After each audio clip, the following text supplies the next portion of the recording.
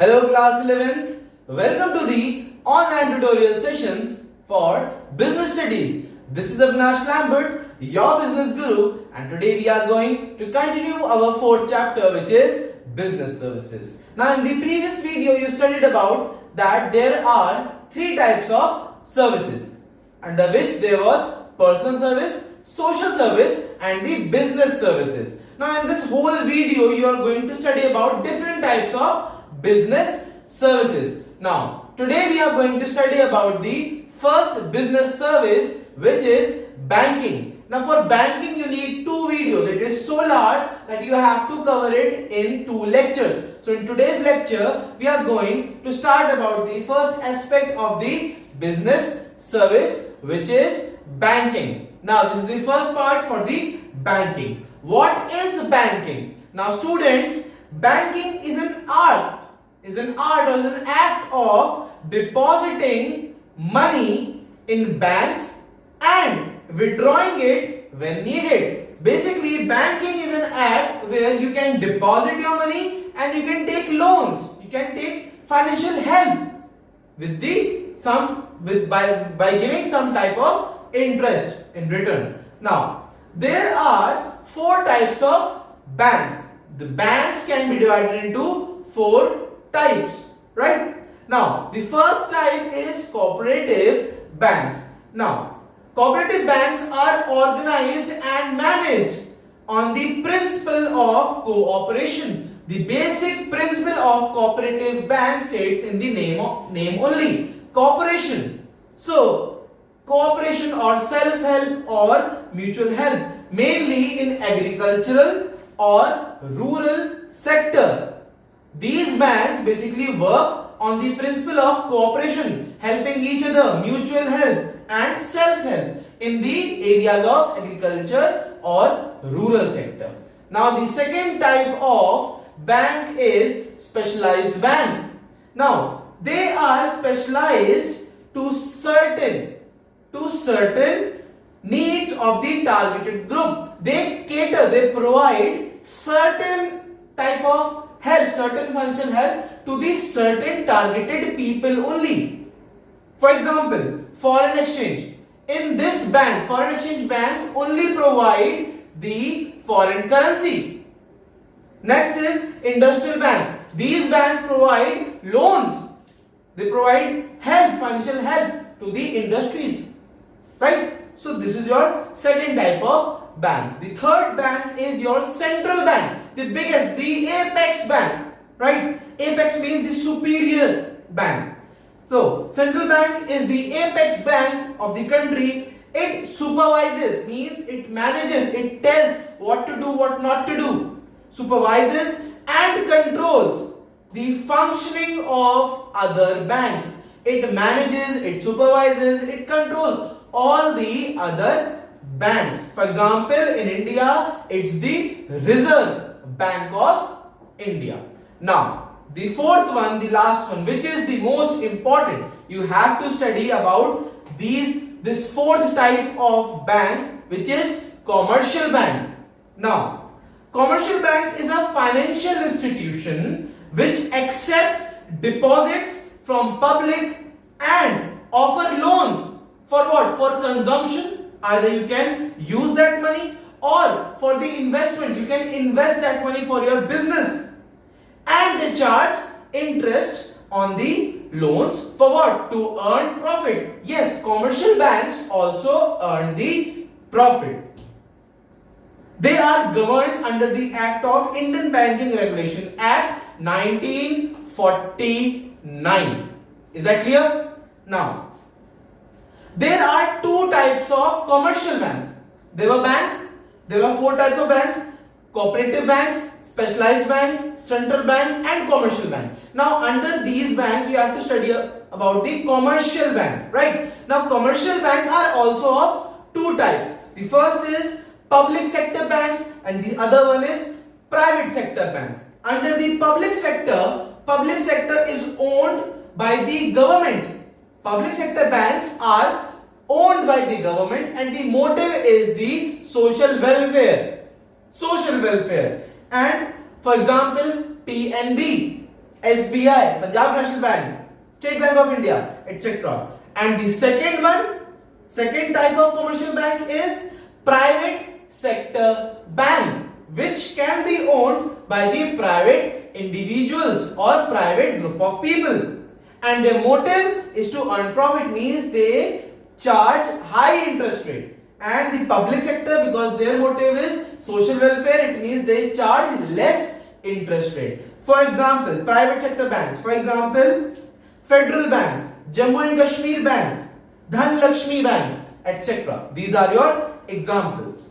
Now students, let's start with the function.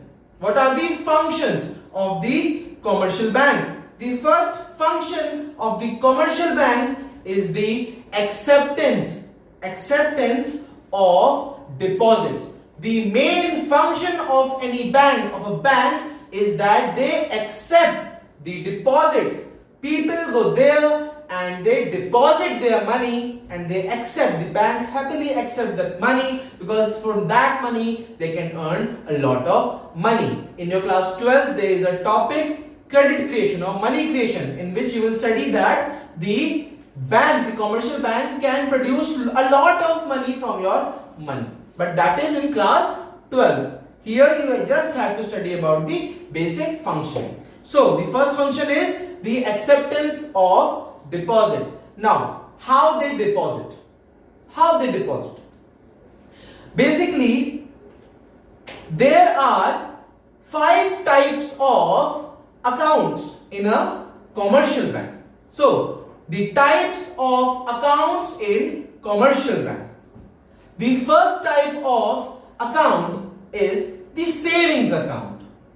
This is the most common account which you, your father, your mother, your relatives, even I have a saving account. Now what is a saving account? Now it is meant for people who wish to save a part from their income. For those people who want to save a part from their income to safeguard their future and to earn interest on the saving.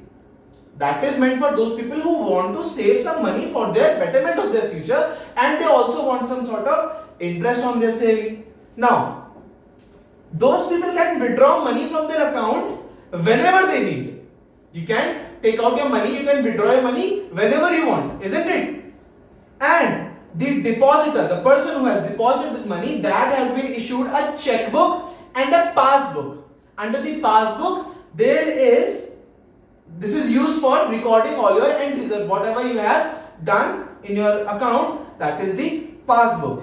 Now, the rate of interest is given on your saving, but it is less than the fixed deposit account. Now, what is fixed deposit account? You will study later on in this video. So, have you studied about learned about the saving accounts? It is the account in which rate of interest is provided to the depositor, and the depositor is also provided with the checkbook and a passbook, and it is for the people, for those who want to save some money from their income to safeguard their future, and for their saving they want some interest also. So that is your saving account. Now the next one is current deposit account. Current deposit account, or in short you call it current account, right? Now it is opened by the businessmen. Mostly businessmen are those people who open this current account.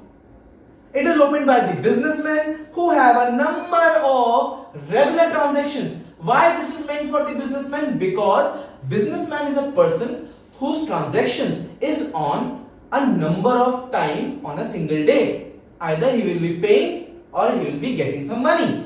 So that there is no limit for his transactions. So for the businessman, there is current deposit account. Now